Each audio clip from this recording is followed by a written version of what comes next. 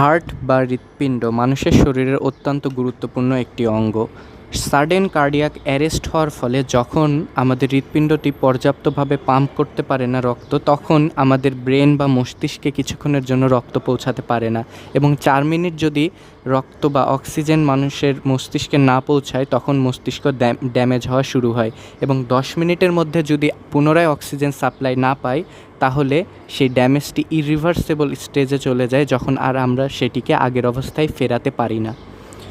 আমাদের অক্সিজেনের ডিমান্ড মস্তিষ্কের এবং হৃৎপিণ্ডের অক্সিজেন ডিমান্ডের চাহিদা মেটানোর জন্য আমরা সিপিআর দিতে পারি বা কার্ডিও পালমোনারি রিসাসিটেশন। এখানে আমরা কি করি, আমরা মানুষের হৃৎপিণ্ডের বরাবর উপরের হাড়ের উপরে নির্দিষ্ট ছন্দে কিছু চাপ দিই, সেটি হার্ড অ্যান্ড ফাস্ট এইভাবে করে আমরা চাপ দিই, যার ফলে কিছুটা হলেও ইলেকট্রিক রিদম তৈরি হয়, যার ফলে আমাদের